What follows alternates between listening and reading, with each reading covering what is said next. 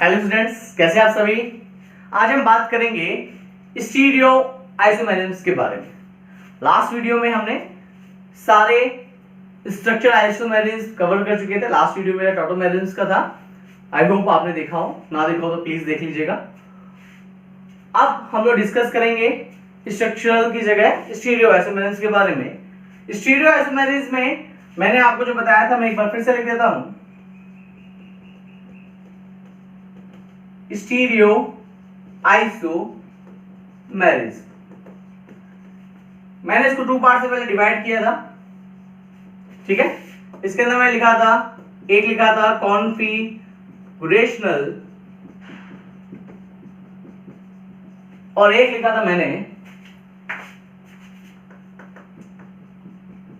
Conformational. can be interconvertible, change हो सकते हैं अपने आप, आपस में चेंज हो सकते हैं। कैन नॉट बी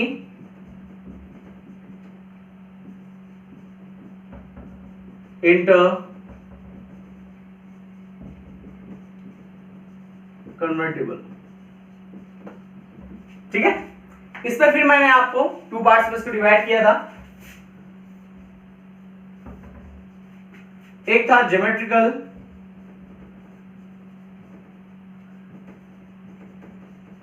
और एक था आपका ऑप्टिकल।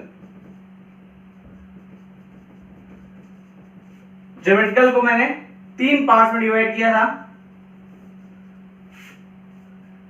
सिन,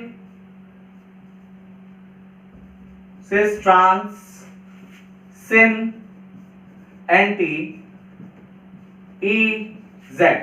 ऑप्टिकल को मैंने टू पार्ट्स में डिवाइड किया था, ठीक है। क्या थे दो पार्ट्स?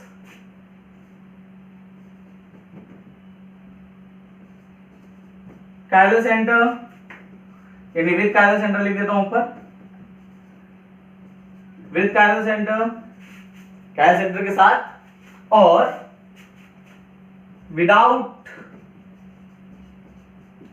Chiral centre. इसमें कायरल सेंटर नहीं होगा, कायरल एक्सिस होती है, वो हम जब इसको पढ़ेंगे तो आराम से देखेंगे। आज मेरा मेन फोकस है ज्योमेट्रिकल आइसोमेरिज्म के ऊपर। आज हम पूरा ज्योमेट्रिकल आइसोमेरिज्म पढ़ेंगे। आखिर ये क्यों कैन नॉट बी इंटरकन्वर्टिबल होते हैं, यानी कॉन्फिगरेशनल क्यों आपस में चेंज नहीं होते, और इसी चेंज ना होने की वजह से हम इसको इस कैटेगरी में रखते हैं। और ये कैटेगरी फिर से डिवाइड हो जाती है किसमें? ज्योमेट्रिकल में और ऑप्टिकल में। ज्योमेट्रिकल में सिस ट्रांस, सिन एंटी और ई और जेड, और ऑप्टिकल के अंदर with chiral centre, without chiral centre. चलिए देखते हैं यहां पे हम ज्योमेट्रिकल आइसोमेरिज्म के बारे में।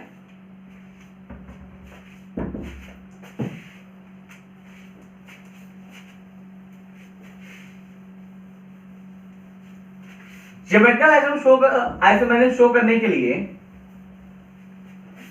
या तो एल्कीन होनी चाहिए, एल्कीन यानी अनसैचुरेशन होना चाहिए। अनसैचुरेशन तो वैसे दोनों होते हैं, एल्काइन, एल्कीन। एल्कीन होनी चाहिए और या फिर रिंग कंपाउंड होना चाहिए, ठीक है।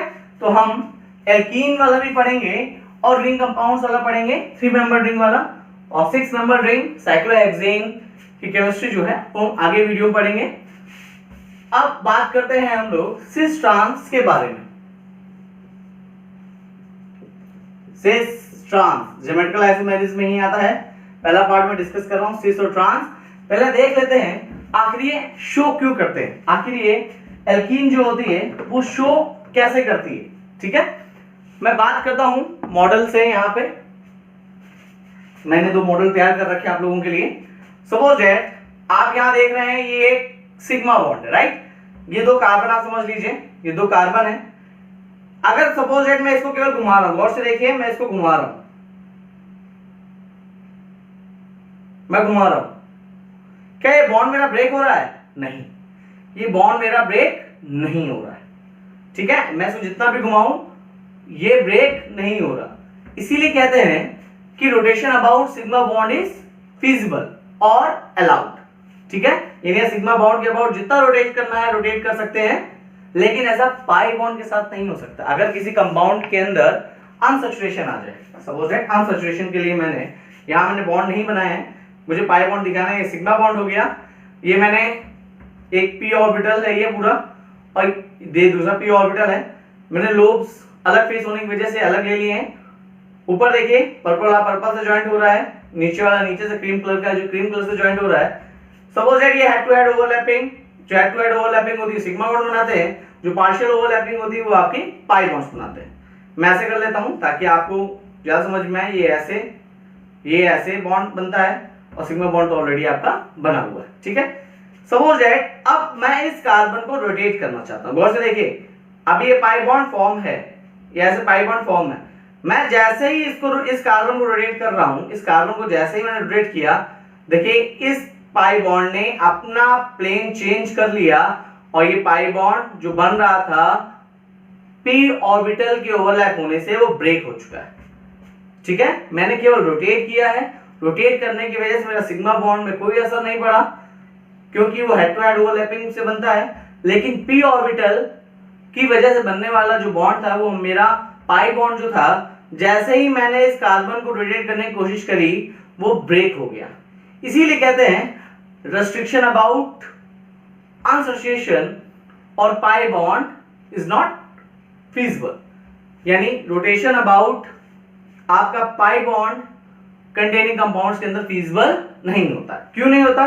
क्योंकि जब से ही आप इसको रोटेट करते हैं वैसे ही पाई बॉन्ड ब्रेक हो जाता है, ठीक है। इसीलिए हम इसके अंदर ज्योमेट्रिकल आइसोमेरिज्म पढ़ते हैं। अब मेजर कंडीशंस देख लीजिए, इसके अंदर सीस और ट्रांस कैसे निकालेंगे, बहुत इजी होता है। कैसे चेक करते हैं वो देखते हैं। मान लीजिए कोई एल्कीन है, C डबल बॉन्ड C मैंने ले लिया, ये भी sp2 हाइब्रिडाइज, ये भी sp2 हाइब्रिडाइज, यहां मैंने H ले लिया, यहां मैंने H ले लिया, यहां मैंने H ले लिया, यहां मैंने H ले लिया, तो ये आपका ज्योमेट्रिकल आइसोमेरिज्म शो नहीं करेगा, ठीक है। ज्योमेट्रिकल आइसोमेरिज्म शो नहीं करेगा, ठीक है। ज्योमेट्रिकल आइसोमेरिज्म शो क्यों नहीं कर रहा है? क्योंकि ये जो दोनों ग्रुप आपने लगाए हैं ये आपके सेम है, ठीक है। तो ये कंडीशंस होती हैं, देखिए मैं कंडीशन लिख लेता हूं C A B। अब कंडीशंस क्या होती है? A does not equal to B, कुछ भी हो लेकिन A B के इक्वल नहीं होना चाहिए। यानी अगर A आपको कुछ लेना आप ले सकते हैं, लेकिन B के इक्वल नहीं होना चाहिए अगर आप चाहते हैं कि एल्कीन आपकी ज्योमेट्रिकल आइसोमेरिज्म को शो करे। चलिए देखते हैं कैसे ये चीज एक एग्जांपल के थ्रू समझने की कोशिश करते हैं।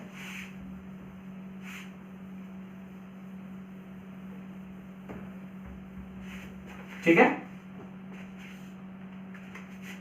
C डबल बॉन्ड C बहुत इजी होता है ये, CH3H CH3 और H। अब देखिए मैंने मान लिया A जो था वो मेरा CH3 है, ठीक है, और B जो है वो मेरा H है, दोनों इक्वल नहीं है। अब बस कुछ नहीं देखना, आपको एल्कीन के इस साइड पे देखना है और जो कार्बन sp2 हाइब्रिडाइज उसके लगे हुए ग्रुप पे देखना है, ठीक है। इसके इस साइड पे देखिए ग्रुप पे और इसके इस साइड पे देखिए ग्रुप पे, ठीक है। तो अब देखिए CH3 ऊपर की साइड है, इधर की साइड में CH3 ऊपर है, इधर की साइड में H नीचे है, इधर की साइड H नीचे है, और पाई बॉन्ड के अबाउट रोटेशन क्या होता है? रिस्ट्रिक्टेड होता है, रोटेट नहीं कर सकते। तो इसीलिए ये आइसोमेरिज्म शो कर लेगा। क्या आएगा? सिस या ट्रांस। अगर दोनों सेम साइड होते हैं तो बेटा आता है सिस, तो आता है सिस, ठीक है। बस इसको उल्टा कर देता हूं मैं, इसको उल्टा कर देता हूं। CH3 मैंने यहां ले लिया, CH3 मैंने यहां ले लिया, ठीक है, H यहां ले लिया और H यहां ले लिया। इसको मैं डिवाइड कर देता हूं ताकि लोग समझ में आए। और H और H डिवाइड कर दिया। अब देखिए एक साइड में CH3 क्या है, लेफ्ट साइड वाले sp2 कार्बन हाइब्रिडाइज कार्बन पे देखेंगे तो CH3 ऊपर है, लेकिन राइट वाले sp2 हाइब्रिडाइज कार्बन को अगर हम देखेंगे तो वो डाउन साइड है, यानी एक दूसरे के अपोजिट साइड है।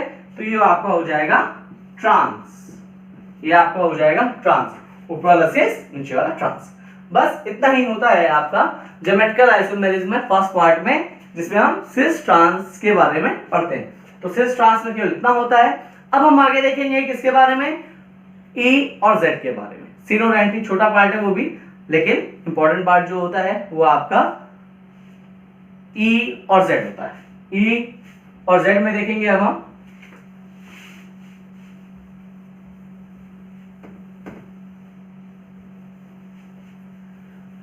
बहुत इंपॉर्टेंट है बेटा, क्वेश्चंस पूछे जाते हैं, ठीक है।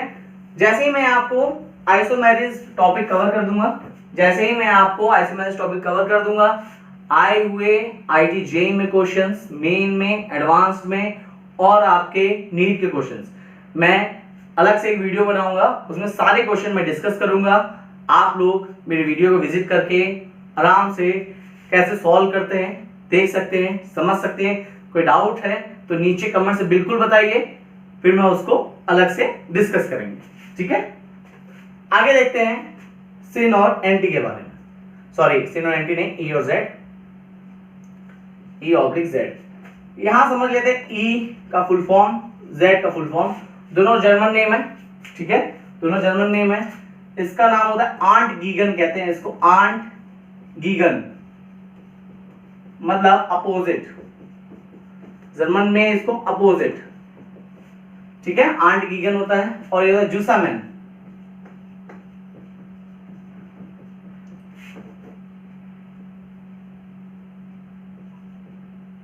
जुसामेन इसका मतलब होता है टुगेदर, इसका मतलब होता है बेटा टुगेदर, ठीक है। आंट गीगन मतलब अपोजिट, जुसामेन मतलब टुगेदर। आगे इसकी रिक्वायरमेंट ही क्या पड़ी, सीस और ट्रांस से काम चल रहा था। चलिए एग्जांपल के थ्रू समझ लेते हैं कहां पे आप सीस और ट्रांस नहीं लगा सकते, कहां पे ई और जेड लगाना पड़ेगा आपको, ठीक है। पहले एग्जांपल समझ लेते हैं। सी डबल बॉन्ड सी, मान लीजिए यहाँ मैंने CH3 लिख दिया और इस साइड मैंने C2H5 लिख दिया, यहाँ पे H और यहाँ पे H। आपको पता है C2H5 जो है वो आपका इथाइल पार्ट है, जबकि CH3 जो है कौन सा इथाइल पार्ट है बेटा, आईयूपैक पढ़ी है आपने, गुड, मिथाइल पार्ट है। जिन्होंने पढ़ी उनको आंसर पता है। C2H5 आपका इथाइल पार्ट है, CH3 आपका मिथाइल पार्ट है। इससे मैं सिस ट्रांस नहीं निकाल सकता क्योंकि दोनों ग्रुप आपस में मैच नहीं करते, दो अलग अलग ग्रुप है। इस टाइप की कैटेगरी को निकालने के लिए कुछ रूल्स बनाए गए ई और जेड पे लगाने के लिए, और रूल जिन्होंने दिए वो रूल कहलाए कैन, इंगोल्ड और प्रीलॉक। ये तीनों साइंटिस्ट के नाम है, प्रीलॉक रूल। इन्होंने रूल लगाया और उसके बारे में बताया कि कब जेड लिखते हैं, कब ई लिखते हैं। sp2 कार्बन इसमें भी बेटा, इसमें कोई बात नहीं, ये भी sp2 हाइब्रिडाइज्ड और ये भी आपका sp2 हाइब्रिडाइज्ड। आपको चेक करना है कि sp2 हाइब्रिडाइज्ड से लगे हुए जो एटम है उनका atomic number, direct connecting atomic number. इस C से मैं अगर H पे गया तो H का एटॉमिक नंबर कितना है 1। इस C पे गया तो इसका एटॉमिक नंबर कितना है बेटा 6। अगर 6 एटॉमिक नंबर इसका है, 1 एटॉमिक नंबर इसका है, तो प्योरिटी इसकी ज्यादा है, इसलिए मैंने इसको 1 दे दिया, इसको मैंने 2 दे दिया। इस साइड का इधर से मतलब, इस साइड का इधर से मतलब, ठीक है। इस C से H लगा है, प्योरिटी H लगा है, और इस C से C लगा है। यानी अगर मैं इसको ओपन करके लिख देता हूं, जिन बच्चों को डाउट है वो देख लीजिए कि पहले क्या करते हैं, आगे वो एक पॉइंट और आएगा उसको मैं डिस्कस करूंगा, CH2 CH3,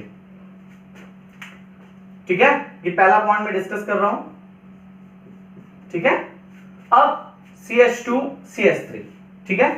C से H लगा है, C से C लगा है, इसका एटॉमिक नंबर ज्यादा है बेटा C का। आगे देखने की जरूरत ही नहीं, पहले ही अगर कॉम्पिटिशन खत्म हो जाता है तो आगे देखने की जरूरत ही नहीं। तो इसकी प्योरिटी हो गई बेटा 1, इसकी प्योरिटी हो गई बेटा 2, 1 1 सेम साइड आ जाए तो Z, ठीक है, 1 1 सेम साइड आ जाए तो Z। इसका ये क्वेश्चन ई वाला भी देख लेते हैं। ई वाला कैसे करेंगे वो देखते हैं। ई वाले को देखने के लिए हम लोग कुछ नहीं करेंगे, आपकी जो मर्जी हो, मैं CH3 कहीं ऊपर लिख देता हूं और CH2 और CH3, C2H5 है, मैंने केवल ओपन करके बेटा इसको लिखा है, ठीक है, और H यहां पे। अब आप देख सकते हैं, मैं फटाफट करूंगा क्योंकि वहां पे आपको प्योरिटी समझ में आ गई होगी। H के एटॉमिक नंबर से ज्यादा एटॉमिक नंबर कार्बन का ज्यादा होता है बेटा, तो 1 इसको देंगे, 2 इसको देंगे। इसी केस के अकॉर्डिंगली अगर यहाँ डिस्कस करता हूं मैं, तो 1 इसको देंगे, 2 इसको देंगे। आप देख रहे हैं 1 1 अपोजिट साइड आ रहा है, तो क्या है अपोजिट साइड अगर आता है तो बेटा गुड, क्या लिखेंगे बेटा उसकी जगह E, ठीक है E। तो Z और E, आंटगिगन और जुसान, ठीक है। तो ये चीजें ध्यान में आ गई होंगी कि Z और E कब आता है, सिस और ट्रांस कब आते हैं, ये अलग पॉइंट है जो मैंने आपसे डिस्कस किया। आगे चलते हैं और देखते हैं कुछ और पॉइंट्स के बारे में, ठीक है। ये पहला पॉइंट था कि कैसे ये अलग हुआ, और ये सारे रूल एंड रेगुलेशन उन्होंने रखे कैन इंगोल्ड प्रीडॉक ने, उनके अकॉर्डिंगली हम लोग प्रायोरिटी सेट करते जा रहे हैं, और एटॉमिक नंबर पे बेस्ड होता है बेटा, इसीलिए एटॉमिक नंबर को हम बेस बना के इन सब चीजों को बना रहे हैं। नेक्स्ट बात करते हैं, सपोज दैट कि मान लीजिए पहला एटम सेम हो जाए तो प्रायोरिटी कैसे डिसाइड करेंगे। ये दूसरा, अगर मान लीजिए कि C डबल बॉन्ड C, यहां मेरा CH2 लिख दिया मैंने, ठीक है, अभी एक वैलेंसी बाकी है भाई, और यहां मैंने NH2 लिख दिया, ठीक है, यहीं पे मैंने CH2 और यहां मैंने OH लगा दिया, ओके। यहां मैं कुछ सिंपल सा लिख लेता हूं इस साइड में, ठीक है, क्योंकि इसका इधर चेक करेंगे और राइट वाले का राइट साइड में, क्योंकि sp2 ये दोनों मेरे कार्बन है, तो उसको चेक करने के लिए देखते हैं कैसे बेटा। ये H एटॉमिक नंबर 1 6, 1 इसको देंगे, 2 इसको देंगे, ये तो बहुत आराम से निकाल लेंगे। अब बात आती है यहाँ पे, इस C से लगा है कार्बन, इस C से भी लगा है कार्बन, जो डायरेक्टली अटैच्ड है उसको देखेंगे पहले। अब भाई टाई हो गया, दोनों कार्बन कार्बन पहुंचा, टाई हो गया। अगर टाई हो गया तो हम प्रायोरिटी कहां जाएंगे, नेक्स्ट एटम पे, लेकिन नेक्स्ट एटम वही देखेंगे जिसका एटॉमिक नंबर ज्यादा हो। अब कुछ कहेंगे भाई हाइड्रोजन भी लगा है, इस कार्बन से अगर हाइड्रोजन लगा है तो इस कार्बन से डायरेक्ट अटैच ऑक्सीजन भी है, इस कार्बन से अगर हाइड्रोजन लगा है तो इस कार्बन से डायरेक्टली अटैच नाइट्रोजन भी है। तो हम हायर एटॉमिक नंबर वाले को देखेंगे, तो इस कार्बन से हम देखेंगे नाइट्रोजन को, इस कार्बन से देखेंगे ऑक्सीजन को, इसकी ज्यादा प्रायोरिटी बेटा, ऑक्सीजन का एटॉमिक नंबर ज्यादा होता है आपका किससे, नाइट्रोजन से, तो प्रायोरिटी नीचे चली गई। प्रायोरिटी अगर नीचे चली गई तो 1 नीचे हो गया, 2 ऊपर हो गया, 1 1 अपोजिट साइड आ रहे हैं, तो ये आपका क्या हो जाएगा बेटा, बिल्कुल सही, जिन्होंने निकाल लिया E, ठीक है, जिन्होंने निकाल लिया E।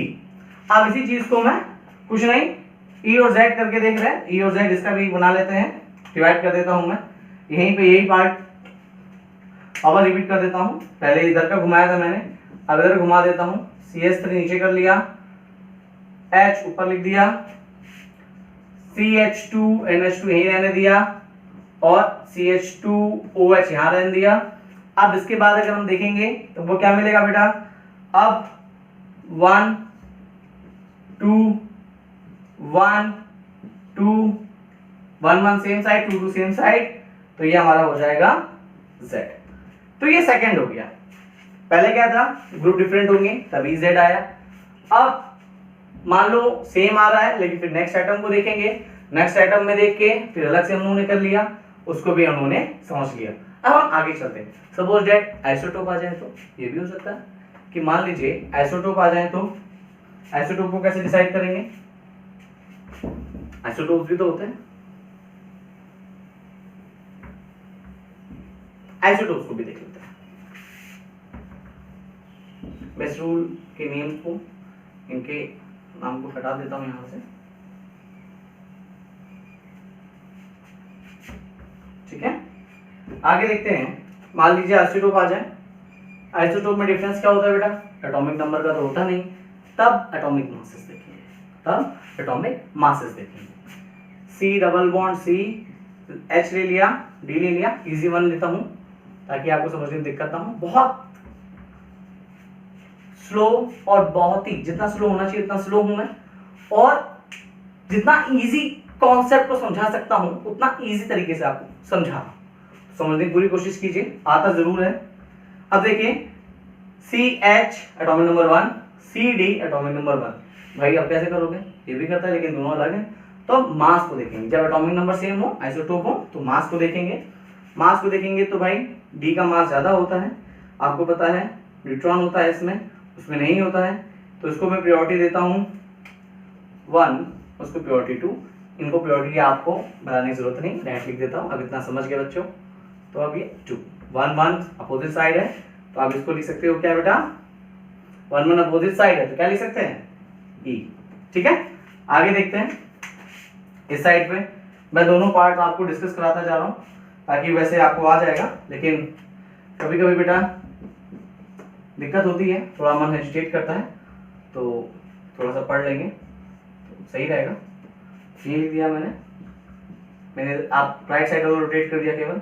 ये दोनों अलग अलग हैं बेटा, ठीक है, ये दूसरे के ज्योमेट्रिकल आइसोमर्स है। यानी अगर मैं इनकी बात करूं तो ई है और ये आपका जेड हो जाएगा। अब देखते हैं कैसे, ये 1 हो गया, ये 2 हो गया, ये 1 हो गया, ये 2 हो गया, सेम साइड है 1 1, तो मेरा ये हो गया जेड। अब आपकी बात आ गई यहाँ पे, ठीक है, अब आपकी बात यहाँ पे आ गई, यहाँ पे आपकी चीजें खत्म हो गई। अब बात करते हैं, सपोज दैट इतना आपने कर लिया, ठीक है। अब एक दो क्वेश्चंस मैं आपको करवा देता हूँ, बच्चों को बहुत डाउट होता है। यहाँ तक तो हो गया, अब कुछ क्वेश्चंस करवा देता हूँ, कुछ बच्चों के मन में डाउट रह जाता है। कैसे डाउट रह जाता है वो देख लेते हैं। कुछ ज्यादा बड़ा सा ग्रुप लगा देते हैं और बच्चे डर जाते हैं, नहीं नहीं यही होगा, बिल्कुल नहीं होगा। देखते हैं कैसे। सपोज दैट मैं ले लेता हूँ C डबल बॉन्ड C, यहाँ से CH2, यहाँ पे OH, ठीक है, या OH में नहीं लेता हूँ सपोज दैट, नहीं ठीक है चलो कोई दिक्कत नहीं है, मैं इसको बड़ा कर लेता हूँ, मैं इसको इरेज कर देता हूँ, ब्लैक से ज़्यादा सही दिखता है इसीलिए मैं ब्लैक मार्कर यूज कर रहा हूँ। उसको इरेज करने के बाद CH2OH ले लेता हूँ। अब बात कर लेता हूँ CH2 मैं ओपन करके इसलिए लिख रहा हूँ ताकि आपको चीजें समझ में आए, ठीक है।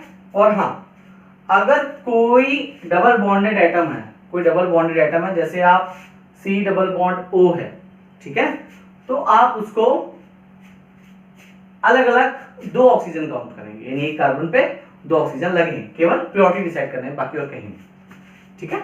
इसको मैं ले लेता हूँ फिर सिंपल वन, एक तरफ ही सही रहता है, जज कर लेते हैं। मान लीजिए इधर की तो प्रायोरिटी मैं आपको बताऊंगा भी नहीं अब की बार, अब इवन एक बार Z और E बता देता हूँ तो यह समझ लो। इस C से C लगा है, इस C से AC लगा है, टाई हो गया, कोई मतलब नहीं, टाई हो गया।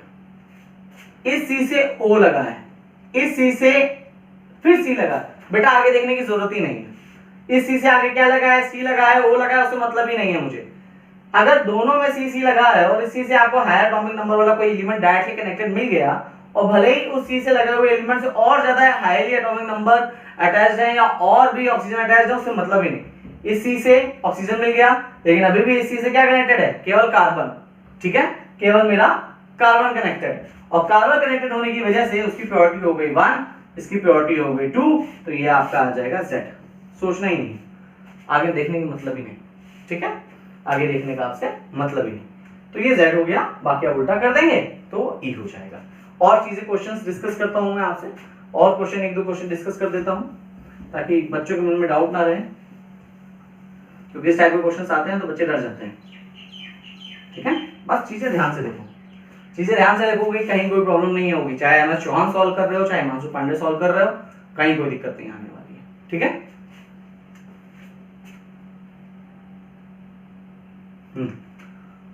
C डबल बॉन्ड C, यहां मैं ले लेता हूं C डबल बॉन्ड O, यहाँ पे H, ये बताने के लिए आपको C डबल बॉन्ड O, यहाँ पे OH, ये फिर से नॉर्मल ले लेता हूं ना, क्योंकि ये सब चीजें मैं चेंज नहीं कर रहा हूं, बार बार सेम रख लेता हूं ताकि थोड़ा सा इजी बना रहे।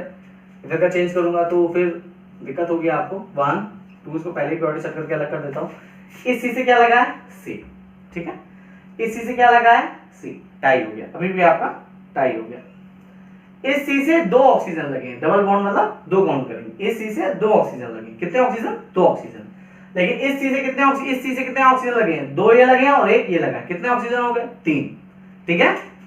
और यहाँ पे 2 ऑक्सीजन, 1 कार्बन, 1 हाइड्रोजन लगा है, और इस कार्बन से 1 कार्बन, 3 ऑक्सीजन लगे। प्रायोरिटी किसकी ज्यादा बेटा, प्रायोरिटी इस कार्बन की ज्यादा, ठीक है, ठीक है। और इसको समझना हो, 2 ऑक्सीजन टाई हो गया, इस C से फिर आगे H लगा है, इस C से आगे फिर O लगा है, प्योरिटी किसकी ज्यादा, नीचे वाले की, तो फिर से हम इसको 1 देते हैं, इसको हम 2 दे देते हैं।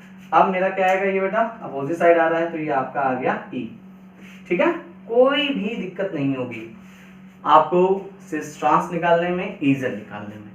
आई होप यहां तक सबको समझ में आया है। देखिए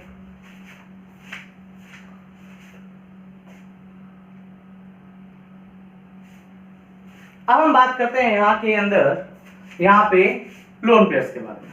अब हम बात करते हैं लोन पेयर्स के बारे में। जो मैं आगे आपको पॉइंट डिस्कस कराने वाला हूं वो हम लोग सिन और एंटी में ही पढ़ेंगे, लेकिन यहाँ भी अगर पॉइंट्स दे रखा है तो हम इसको डिस्कस कर लेते हैं।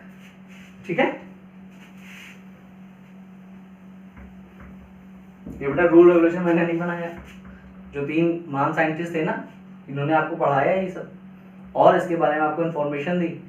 ठीक है, कि ये क्या रूल डिसाइड किया गया कि कैसे आप इसको प्योरिटी देते हैं, ये सब उन्होंने डिसाइड किया। मैं केवल उसको आपको बता रहा हूं। ठीक है, अब एक पॉइंट और आता है,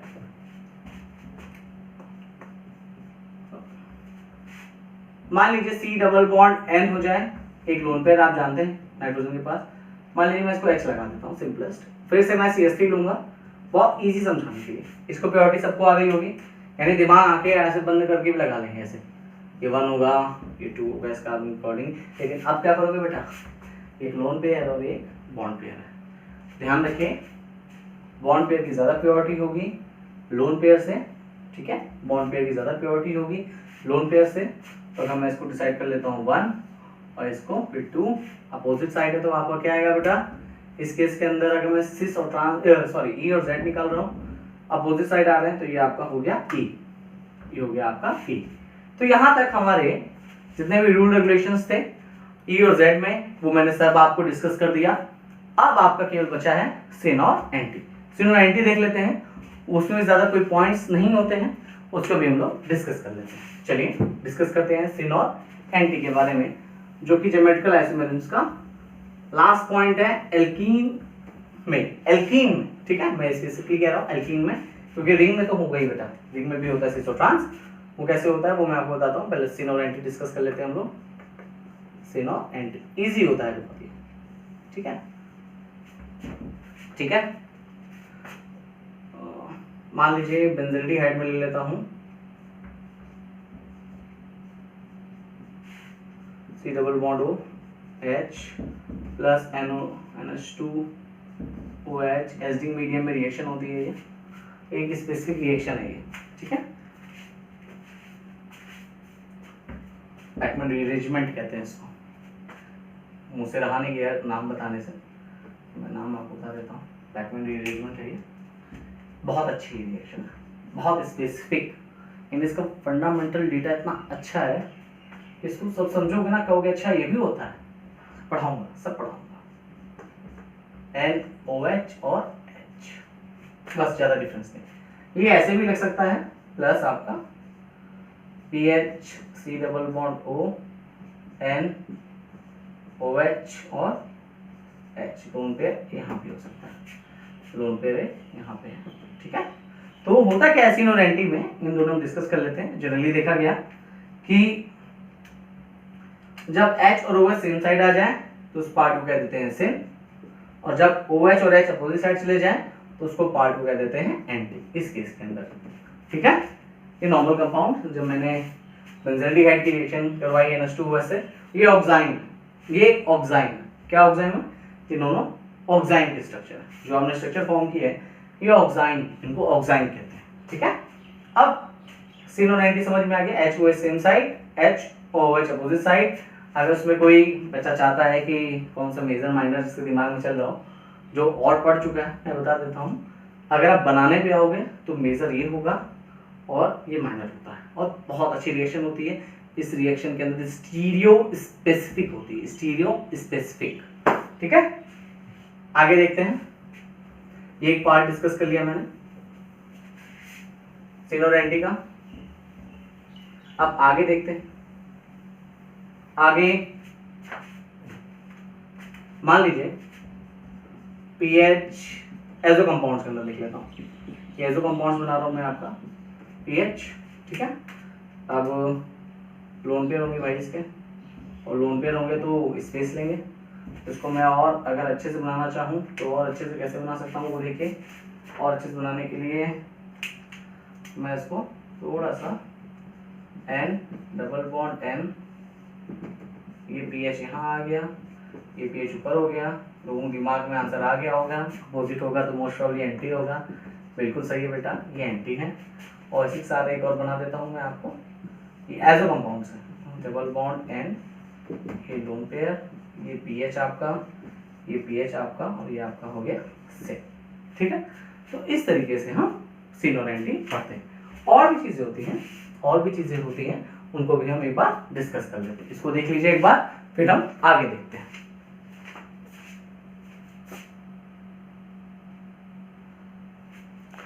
अब इसका नाम देखते हैं हम।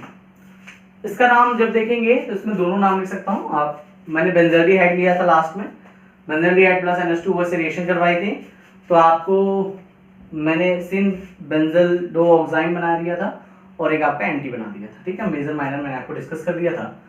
अब ये मैंने नॉर्मल आपका एक कीटोन ले लिया है, नाम आपको आता है, नंबरिंग यहाँ से स्टार्ट करेंगे 1 2 3 4, वो सब आप कर लेते हो। मुझे नाम मैं भी डिस्कस नहीं कर रहा हूँ, इसका मैं डिस्कस कर दूंगा। वैसे अगर इसका नाम लिखना हो तो आप भी लिख सकते हो 1 2 3 4, तो उसको लिख दोगे ब्यूटेनोन या ब्यूटेनोन, क्योंकि कीटोनिक ग्रुप सेकंड में तो मिनिमम रहेगा, इससे पहले तो नहीं लिख सकता।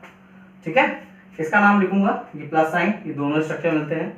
कौन सा मेजर है कौन सा माइनर है, जब मैं बैकमैन रिएजेंट पढ़ूंगा तब इस बारे में हम लोग डिस्कस करेंगे। ठीक है, पहले मैं इनका नाम लिख के देख लेता हूँ। ये OH और C2H का एक साइड है, तो इनको दो नाम लिख सकते हो आप, लिख सकते हो सिन। सिन क्या है, इसके साथ सिन है, इथाइल के साथ सिन, इथाइल मिथाइल, इथाइल मिथाइल कीटो ऑक्साइन। ठीक है, सिन इथाइल मिथाइल कीटो ऑक्साइन। और एक नाम और लिख सकते हो, और नाम क्या लिख सकते हो, और मैं लिख देता हूं, और लिख सकते हो आप एंटी। एंटी एंटी किसके साथ है बेटा, मिथाइल के साथ। अब एंटी मिथाइल पहले लिख सकते हैं, नाम नॉर्मल लिख रहा हूं, मिथाइल इथाइल आयोपैक नहीं है ये, कीटो ऑक्सिन, एक O एक्स्ट्रा आ गया ऑक्सिन, तो ये दो नाम इसके हो गए। ठीक है, आगे देख लेते हैं एक बार इसको, आगे देख लेते हैं। इसमें सिन किसके साथ हो जाएगा, सिन पूरा नाम लिख सकते हो, सिन मिथाइल इथाइल कीटो ऑक्सिन एंटी। अब ये CH2H5 एंटी है OH के, तो एंटी इथाइल मिथाइल कीटो ऑक्सिन आप लिख सकते हो। ठीक है, देखिए यहाँ पे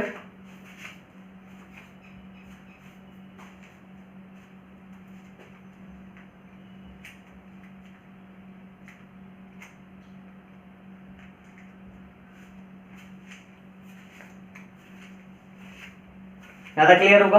आगे चले, आगे देखते हैं हम लोग कैसे रिंग कंपाउंड्स के अंदर भी आपके यहां तक हो गया आपका सिन एंटी खत्म, EZ खत्म, सिस ट्रांस खत्म। अब रिंग कंपाउंड्स के बारे में देख लेते हैं। मैं एक छोटी सी रिंग ले लेता हूँ, रिंग 3 मेंबर रिंग ले लेता हूँ। 3 मेंबर के अंदर सिस और ट्रांस डिस्कस कर लेता हूँ आपसे एक बार, बस। उसके बाद मैं आपको कैसे पॉलीइन्स के अंदर यानी नंबर ऑफ डबल बॉन्ड्स काफी ज्यादा हो तो आप कैसे एक झटके में या फॉर्मूले से कैसे निकाल सकते हैं वो हम डिस्कस करेंगे यहाँ पे। तो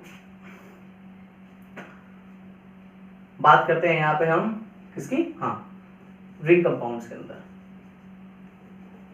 मैं इसकी पूरी हेडिंग ही लिख देता हूँ आपके लिए।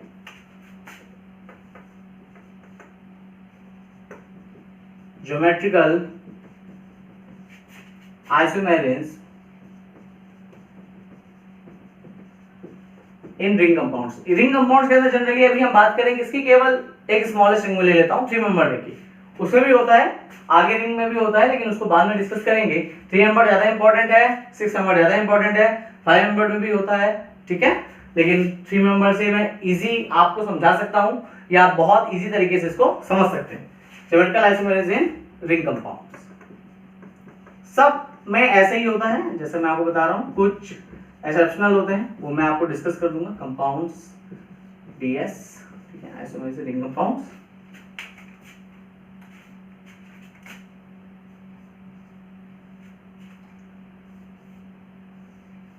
3 नंबर रिंग मैंने बना दी। ठीक है, ये कार्बन आपका मान लीजिए आइसोलेटेड ट्रायंगल मैंने मान लिया, एक हर एक कार्बन 60 डिग्री एंगल का है, ये सब कुछ बराबर है। अगर अंदर का एंगल है तो आपको पता है कार्बन का 109.5 डिग्री एंगल होना चाहिए। तो ये जो एंगल होगा ये थोड़ा सा खुल जाएगा, इसे थोड़ा सा मैं ओपन करके इसको बना दे रहा हूँ। मान लीजिए मैंने ग्रुप ले लिया एमी की जगह, लोग हैबिचुअल नहीं है एमी के कुछ तो CH3 लिख देता हूँ। एमी को ही मिथाइल कहते हैं बेटा, CH3 भी मान सकते हो। ठीक है, ग्रुप को मैं अलग मार्कर से शो कर देता हूँ। तो ये रियल में अगर देखूंगा तो ये कुछ ऐसे होंगे। ठीक है, लेकिन ज्योमेट्रिकल आइसोमेरिज्म समझाने के लिए मैं आपको एक बार स्ट्रेट ले लेता हूँ। जनरली एक्सिस्टेंस ऐसी होगी या कुछ एंगल और डेविएट हो सकता है, लेकिन ये बेंट रहेंगे, स्ट्रेट नहीं रहेंगे। ठीक है, जैसा मैं बना रहा हूँ।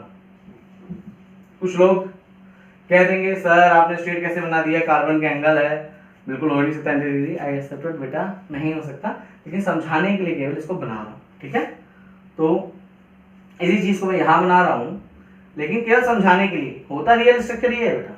ठीक है, बेंट होगा HCH3 H और CH3।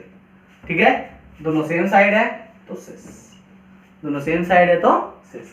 इसी चीज को मैं अपोजिट कर देता हूं बेटा। एक बार फिर से बना लेता हूं रिंग कंपाउंड।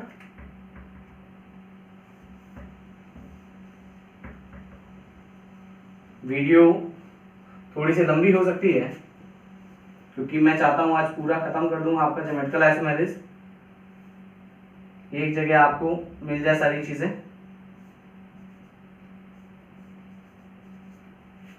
उल्टा कर देता हूं इनको। कुछ बच्चों ने तो आंसर निकाल भी लिया होगा, इतना पढ़ाने के बाद कुछ बच्चों को तो आंसर आ भी गया होगा। इसको मैं खोल कर देता हूँ। कुछ मैंने इसी को बनाया था, तो इसको नियर अबाउट मैं इसी को दिखाने के लिए ये अच्छे। अब केवल समझाने के लिए बेटा, बार रिपीट कर रहा हूँ, केवल समझाने के लिए मैं इसको स्ट्रेट बना रहा हूँ, बाकी और कोई मेरा रीजन नहीं है। ठीक है, CH3 ऊपर ले लिया, H नीचे ले लिया, H ऊपर ले लिया, CH3 नीचे ले लिया। अपोजिट है दोनों, तो ये आपका हो जाएगा क्या, सेम ग्रुप है। अपोजिट है तो क्या होता है बेटा, जो आपको सीधे ट्रांस बताया था, ट्रांस। तो ये आपका हो गया ट्रांस। तो यहां तक मोस्टली मैं चीजें आपकी ज्योमेट्रिकल आइसोमेरिज्म की कवर कर चुका हूं। अब हम बात करेंगे आगे पॉलीइंस अगर है तो पॉलीइंस के अंदर हम यानी नंबर और डबल बॉन्ड बहुत ज्यादा है तो उसमें आप कैसे निकालेंगे, चलिए उसको देख लेते हैं। एक जनरल फॉर्मूला निकाल लेते हैं। ठीक है, जनरल फॉर्मूला निकाल लेते हैं।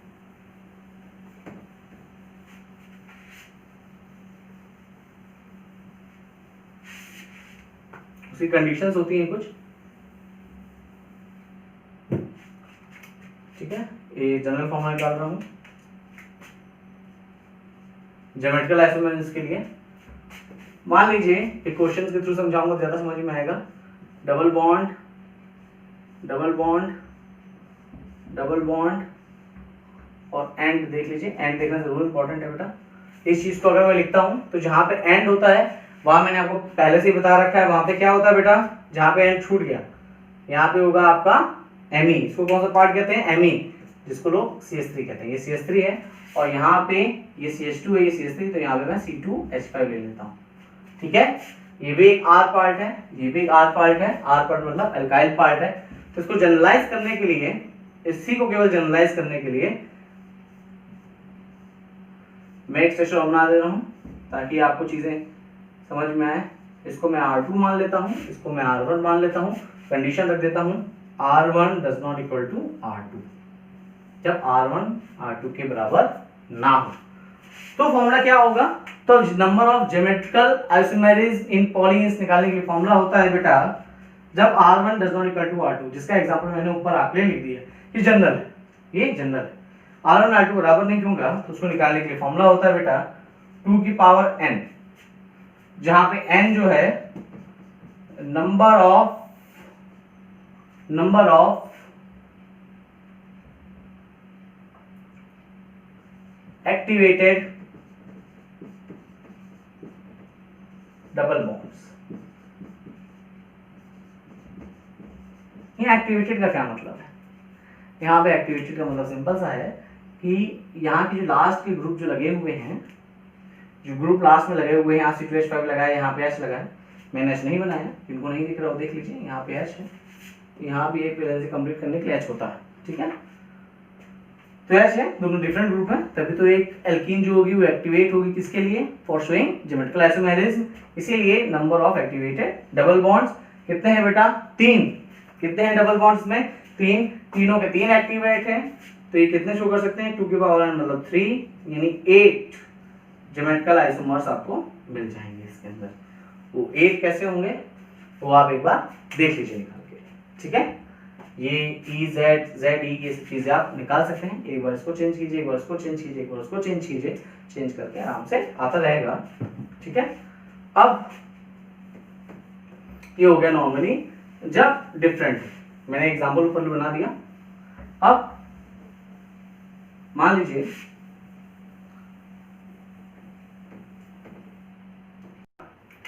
सेम हो जाए तो क्या होगा, मतलब जो अल्काइल पार्ट है वो हमारे इक्वल हो जाए, ठीक है। उसके लिए